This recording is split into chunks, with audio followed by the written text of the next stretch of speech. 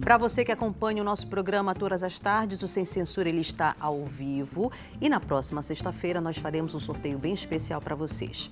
Ontem à noite nós transmitimos ao vivo o especial 30 anos do programa de rádio Balanço do Rock. Você deve ter acompanhado em casa. Então no próximo domingo vai ter a reprise desse programa número 1, programa edição especial. E na próxima sexta-feira, para quem estiver acompanhando o programa ao longo da semana, nós estaremos sorteando um kit composto principalmente pelo livro que conta a história das 3 décadas do Balanço do Rock. É muito fácil de participar. Boa tarde, Rayana. Muito boa tarde, Vanessa. Uma ótima tarde a todos. É muito fácil. É só você nos mencionar no Twitter, @semcensurapa, ou enviar a sua mensagem de texto para o nosso WhatsApp. Anote aí, 988957957. Vamos então à primeira pauta do dia. No ano passado, o Ministério da Educação já havia planejado um corte de mais de 800 milhões de reais em despesas que eles chamam de despesas discricionárias para as instituições federais de ensino superior de todo o país neste ano de 2021. Resultado: 30 das 69 instituições universitárias já avisaram que podem fechar prédios, paralisar atividades essenciais e ainda nem retomar as aulas presenciais. Até as aulas remotas correm um risco de parar. Hoje, recebemos de maneira remota o professor Cláudio Rocha, que é reitor do Instituto Federal de Educação, Ciência e Tecnologia do Pará, justamente para falar sobre o reflexo destes cortes na produção científica e na sociedade que depende da formação de novos profissionais. Professor Cláudio, seja bem-vindo ao Sem Censura. Boa tarde para você. O que significa tudo isso para a sociedade brasileira? Muito boa tarde a todas e todos que nos assistem pelo portal e pela TV Cultura. Queria saudar você, Vanessa, os nossos colegas da bancada virtual do Sem Censura, Jussário e Franciornes, que vão discutir aqui temas também de interesse da nossa sociedade. Bem, o IFPA é uma instituição que contém 18 campos espalhados em todas as regiões de integração do nosso estado.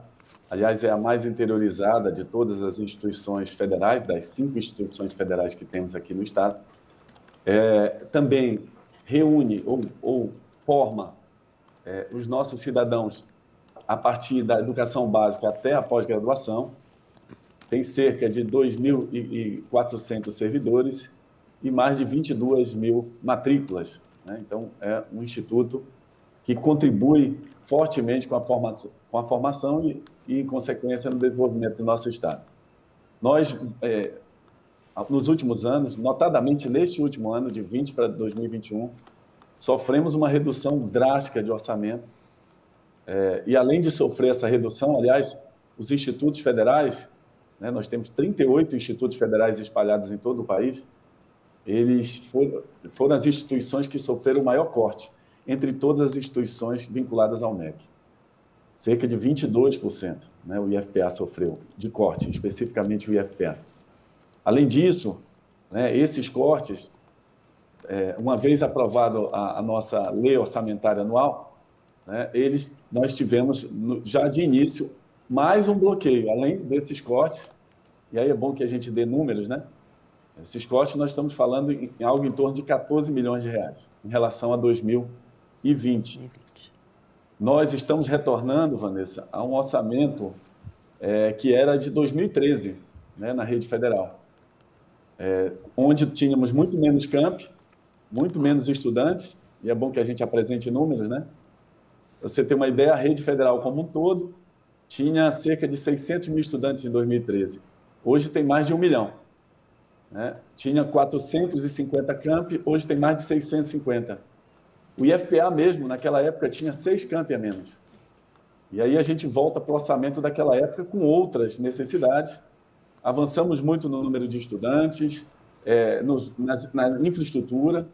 Então, esses cortes, Vanessa, e a todos que nos assistem, né, significa interromper uma série de projetos de pesquisa, de extensão, dificuldade para restabelecer as atividades presenciais, uma vez que é necessário dispormos de recursos, né, para esse novo cenário, ou que convencionalmente chamamos de novo normal, né, com outras necessidades, de outros protocolos que precisam ser seguidos.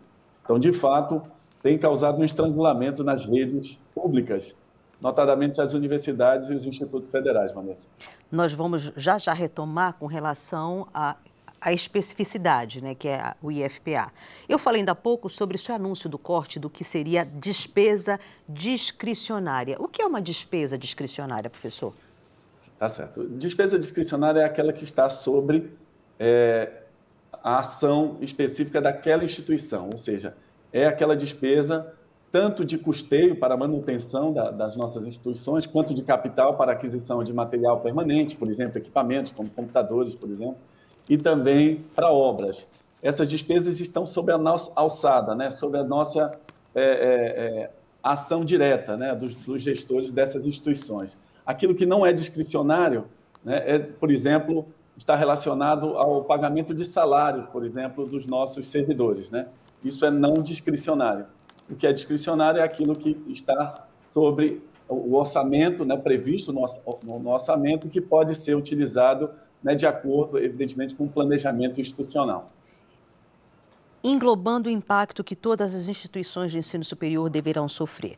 Com esse anúncio do corte de 800 milhões no que seria a despesa discricionária, mais o corte de 117 milhões de assistência estudantil, o que efetivamente pode paralisar de atividades ou ações nessas instituições?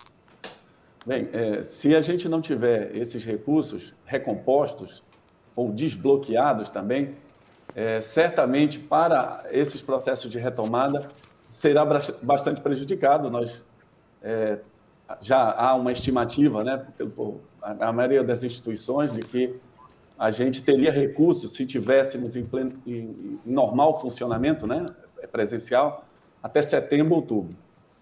E também da assistência estudantil, em especial, só falando especificamente aqui do IFPA, para os nossos estudantes também que estão nos ouvindo, 2 milhões a menos, desse quantitativo que você apresenta, Vanessa, 2 milhões a menos para os nossos estudantes. Vocês sabem que a pandemia, né, tem gerado, e ela é diferente, é claro que ela tem um impacto diferente para as diversas camadas sociais. Para os nossos estudantes, que notadamente são das camadas mais pobres, né, nós temos até cerca de 80% dos nossos estudantes com renda familiar per capita até um salário mínimo e meio. Então, os recursos da assistência são fundamentais para a permanência e o êxito desses estudantes. 2 milhões a menos significa menos auxílio, menos recursos para alimentação, para moradia, para transporte e outras ações concernentes à assistência estudantil dos nossos estudantes. Perfeito. Já temos participação do nosso público. Vamos lá, Rayana. Vamos lá começar com a participação do Fabrício Amador, do bairro de Fátima. Ele gostaria de saber, professor, se há possibilidade de mais parcerias com a iniciativa privada e cooperação internacional. Boa pergunta. Sim, sem dúvida. Essa é um dos pilares das nossas instituições, dos institutos federais, são os parceiros. Nós temos parcerias diversas. Um exemplo muito importante é como a gente chega mais longe a nossa instituição, né? Eu falei no início da entrevista que nós temos 18 campos, mas a gente está presente em quase 70 municípios. Como? Através das parcerias, né? Com as organizações sociais e, em especial, com as prefeituras, né? Que permite com que a gente possa levar essa educação de qualidade para alguns outros municípios, que a gente chama de polo, né? Mesmo não tendo a sede lá de nossos campos, a gente leva essa formação profissional, científica e tecnológica para esses outros municípios. Também contamos com parceiros internacionais, como os institutos politécnicos existentes em outras partes do mundo, né? Principalmente Portugal, os Estados Unidos, China. A rede federal tem parceiros na Espanha, né? Na Europa e também na América do Norte, e além de alguns parceiros que a gente chama da relação Sul-Sul, né, que é aqui no Hemisfério Sul, em especial Moçambique, né? Professor Cláudio, eu li ainda há pouco que nós temos 69 instituições de ensino superior no Brasil inteiro. Como é que vocês, reitores ou os condutores, administradores dessas instituições, têm se mobilizado junto ao Ministério da Educação para impor condições de funcionamento? Porque realmente é inadmissível. O senhor falou que o orçamento hoje é o mesmo orçamento de 8 anos atrás, que é uma realidade completamente diferente. Sim. Só fazendo um registro, as 69 instituições são as 69 universidades, né? Nós temos mais 41 unidades que compõem a rede federal, são os institutos federais, 2 Cefetes e o Colégio Pedro II. Pronto. Então, além das 69, nós temos mais 41, que dá 110 instituições federais ao todo, entre universidades e institutos federais. O que tem sido feito?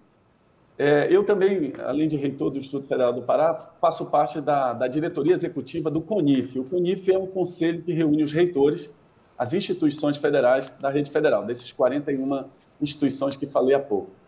Nós estamos, periodicamente, essas reuniões são semanais, dialogando com o secretário executivo do MEC. Na semana passada, tivemos reuniões também com o Ministério da Economia e também com a Casa Civil, justamente para buscar alternativas, né, a partir dessas representações do CONIF, por parte dos institutos federais, e da ANDIFES, que reúne os reitores das universidades, para que a gente possa reverter isso. Já tivemos alguns avanços, dos 3 bilhões que estavam contingenciados ou bloqueados no MEC, já conseguimos a liberação de 900 milhões. Ainda não foi definido, Vanessa, como vai se dar essa alocação desses recursos que foram desbloqueados, né? Mas já é um avanço e a gente está buscando não só o desbloqueio desses valores de 13,8% que foi bloqueado, para que eles possam retornar para nossas universidades e institutos federais, mas também a recomposição do orçamento. E, como disse, é cerca de 20% menor em relação ao ano passado. Então, os diálogos são frequentes com a Secretaria Executiva do MEC e também com os parlamentares. Tive a oportunidade de reunir com a professora Dorinha, que é presidente da Comissão de Educação na Câmara dos Deputados, justamente para que, em articulação com o Executivo, no caso o MEC e o Ministério da Economia, possamos reverter essa situação.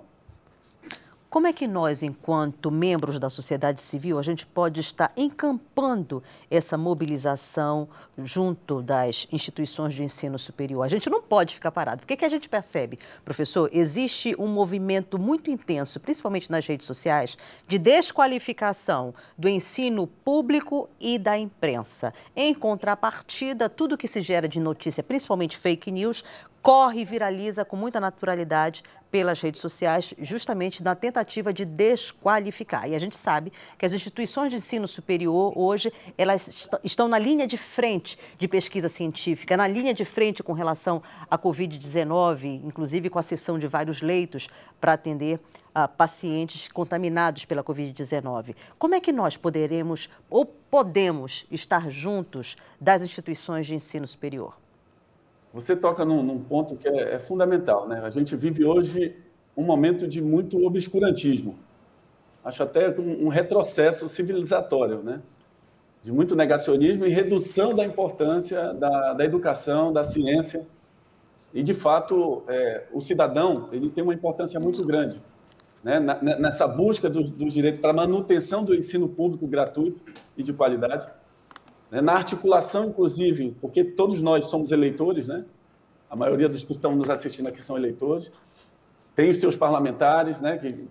E tem como cobrar, exigir que a gente possa, né, de algum modo, numa articulação grande da sociedade, do parlamento, junto às nossas instituições, fazemos uma grande mobilização para que a gente possa mudar esse cenário. De fato, temos sofrido ataques constantes, desqualificando o trabalho das universidades e dos institutos federais. E a gente sabe, como você mencionou, da importância que essas instituições têm para a sociedade, no desenvolvimento de vanguarda da ciência, de propor soluções, inclusive para o que a gente está passando agora, algo sem precedentes na nossa história, relacionado à Covid-19. Nossas instituições, Vanessa, nossos telespectadores do Sem Censura, têm papel protagonista no desenvolvimento de soluções para o enfrentamento dessa pandemia, seja de materiais, ou algo voltado diretamente para a produção de vacinas, da busca de solução ou de busca de vacina, a busca também de equipamentos de proteção, do desenvolvimento também de soluções que podem permitir que a gente possa ter um retorno mais seguro, né, a esse ambiente presencial. As nossas próprias instituições desenvolvem esse tipo de soluções, né, como sanitizadores de ambientes, e outras soluções que podem trazer uma segurança maior nesse momento tão difícil, né? Perfeito. Tem mais participação. Vamos lá com a participação do professor Mauro Rocha, diretamente de Ananindeua. Ele gostaria de saber qual o destino das universidades federais com esses cortes de verbas e o prejuízo deixado para o país e para a população de um modo geral. Olha, os prejuízos são enormes. Cada real que se investe em educação, a sociedade já tem estudos nesse sentido, né? Quintuplicado esse investimento, de toda forma, seja em relação aos cuidados com a saúde, no desenvolvimento de novas soluções e também da própria economia, né? Então, e dimensionar isso, quer dizer, a falta de investimento em determinados períodos da história, e agora, em especial, né, pode acarretar problemas futuros cujo retorno ou cuja retomada vai custar muito mais à sociedade. Eu não falo só dos valores monetários.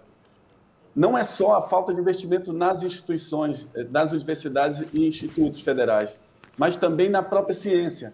Para vocês terem uma ideia, os investimentos no Ministério da Ciência e Tecnologia em 2014 eram em torno de 11 bilhões. E para esse ano não chega a 2. Então, é um cenário que traz muitas preocupações.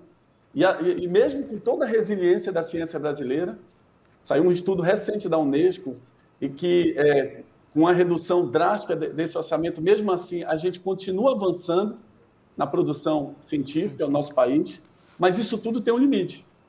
Tem um limite. E do jeito que nós estamos, nessa curva decrescente, abissal de redução de orçamento, certamente os prejuízos serão enormes para a nossa sociedade. Vamos falar agora especificamente sobre a situação da IFPA. O senhor falava ainda há pouco que o orçamento 2021 para a instituição é de 14 milhões, idêntico ao mesmo orçamento de 2013, ou seja, de 8 anos atrás. Vamos falar sobre a IFPA. Em quantos municípios a IFPA está? Quantos alunos? Quais cursos a IFPA tem realizado? E dentro desse quadro de pandemia, como é que a IFPA tem conduzido os trabalhos e principalmente as aulas? Certo. Nós tivemos uma redução em torno de 14 milhões. Né? Nosso orçamento, que era de 70 em 2019, de 70 milhões discricionário, passou a ser de 56 milhões, né, em 2021. Nós temos 18 campos, como já falamos, em todas as regiões de integração do nosso estado, no Oeste, Itaituba, Óbidos, Santarém, Altamira, no Sul e Sudeste, Marabá, Conceição do Araguaia, Parauapebas, e também aqui no Nordeste, na região metropolitana, como Bragança, Castanhal, Vigia, Belém, Ananindeua. Temos também no Marajó, em breve. Então, estamos em todas as regiões. A nossa formação se dá através do que a gente chama de eixos temáticos. São 12 eixos que atravessam quase que todos os segmentos do mundo do trabalho. Segmento de recursos naturais, de infraestrutura, de informação, informática, cursos na área de pesca, aquicultura, e sempre respeitando os arranjos produtivos daquele território. Aliás, essa é uma das grandes características da nossa instituição, essa proximidade com o território onde aquele campus está. Os cursos são voltados para buscar soluções, em especial para aquela região onde eles se encontram. Então, estamos atuando em diversas áreas, da formação técnica, do nível médio, até a pós-graduação. Temos até doutorado, mestrado, especializações, graduações tecnológicas, bacharelado, licenciatura. Formamos também, temos uma ação das mais proeminentes aqui, que é a formação de professores nos nossos campi. Então, temos espalhados nesses 18 campos cerca de 22 mil estudantes e 2.400 servidores. Em especial, a nossa instituição, nesse contexto, neste momento de pandemia, por uma razão de proteção da saúde e da vida dos nossos estudantes e servidores, tem atuado de forma remota e buscando alternativas para isso, né, a partir também, inclusive, da concessão do auxílio da assistência estudantil, que falamos ainda há pouco. A gente pôde também prover para os nossos estudantes pacotes de dados, final do ano também recursos para aquisição de equipamentos, recursos para os servidores que possuem deficiência, recursos para auxílio permanência, para que o estudante possa ter a sua subsistência a partir desses auxílios. Então, todo esse arcabouço de digamos assim, proteção social dos nossos estudantes tem sido feito. E nossas atividades estão no modelo, nesse formato remoto. Tem mais participação. Participação do bairro do Marco, do Felipe Amaral. Ele gostaria de saber, professor, quem tem bolsa de estudo como ProUni, esse aluno pode perder esta bolsa? Boa. O ProUni ele é uma bolsa, né, destinado aos estudantes do ensino superior de instituições privadas. E os recursos, é um recurso próprio do ProUni. Eu não tenho conhecimento, até porque as nossas instituições são públicas e gratuitas, elas não são atendidas pelo ProUni, né? São as instituições privadas que recebem esses estudantes e, em troca, tem concessões de impostos, né? Por conta da absorção desses estudantes em suas instituições privadas. Mas eu não tenho conhecimento que há essa possibilidade de extinção do ProUni. Aqui no estado do Pará, professor, o corte de 65 milhões de reais atinge as 4 federais do Pará, que receberam neste ano um repasse 23% menor do que o ano passado. Como consequência, as universidades federais afirmam que só conseguirão pagar as contas de 2021 se o ensino remoto for mantido. Aí a minha pergunta é, no caso de uma previsão de um retorno presencial das aulas, como é que vai ser o funcionamento dessas instituições? A gente necessariamente, Vanessa, precisa dessa recomposição, sob pena de não termos essa condição do retorno presencial da forma que tínhamos antes da pandemia. Para você ter uma ideia, há estudos já na rede federal, né, que congrega os institutos federais, de um aumento em torno de 20% a 30% dos nossos contratos. É uma conta simples. Um exemplo bem comum dessa situação é que nossos cuidados sanitários serão muito maiores. Então, uma sala que era limpa uma vez por dia, 2 vezes, vai ter que ser todas as vezes, né, em todos os turnos. Eu vou precisar expandir esses contratos de limpeza, adquirir mais insumos também para a sanitização dos ambientes, para, por exemplo, a aquisição de álcool em gel, e outros equipamentos de proteção para os nossos estudantes e servidores, né? Certamente precisaríamos de mais recursos e outra, os estudantes vão estar num distanciamento maior, dividindo as turmas. Então, todo esse planejamento, ele também precisa, né, necessariamente de recursos. A gente sabe que normalmente no segundo semestre, no início do segundo semestre, é quando as instituições públicas remetem para a Assembleia Legislativa, através dos seus órgãos, a lei orçamentária anual para aprovação, né, pelo Congresso. Nesse caso, as instituições de ensino superior no Brasil, elas têm feito esse investimento, conversado com as suas bancadas, para evitar ainda um corte maior em 2022? Sem dúvida, isso já é um trabalho que a gente faz desde o início do ano.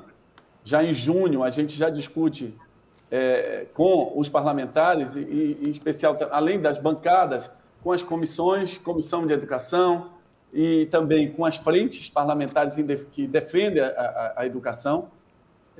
E esse é o caminho, e também com o próprio Executivo, dialogando com o MEC, e nós temos uma preocupação muito grande, Vanessa, muito grande, com o orçamento de 2022.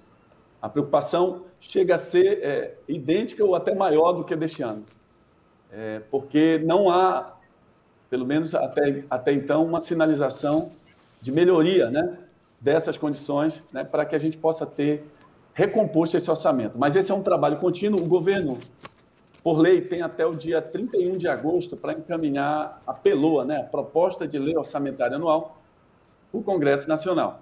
Então, até lá, até agosto, nós estamos negociando não só articulando, né, discutindo com o MEC, o Ministério da Economia, mas também com os nossos parlamentares. Essa é uma tarefa contínua dos reitores, tanto das universidades quanto dos institutos federais. Professor Cláudio Rocha, queremos agradecer a sua participação aqui no Sem Censura Pará, lhe desejar sucesso à frente da IFPA e conte com a Rede Cultura de Comunicação nesse grito da sociedade para evitar esse corte ainda mais drástico contra as instituições públicas brasileiras. Vanessa, eu queria agradecer esse espaço. É fundamental que a imprensa continue noticiando de forma séria o que está acontecendo, né? Essas reduções constantes, bloqueios, cortes, vetos, que tão danosos para o desenvolvimento da nossa sociedade. Então, que a gente possa ter mais espaços como esse aqui no Sem Censura, para que a gente possa externar para a sociedade e conclamar a sociedade a caminhar juntos por um futuro melhor para a sociedade, porque um futuro melhor para a educação significa um futuro melhor para a nossa sociedade. Muito obrigado. Eu que agradeço essa oportunidade. Perfeito. Vamos então a um breve intervalo. Daqui a pouco a gente volta com mais Sem Censura Pará para você. Até já.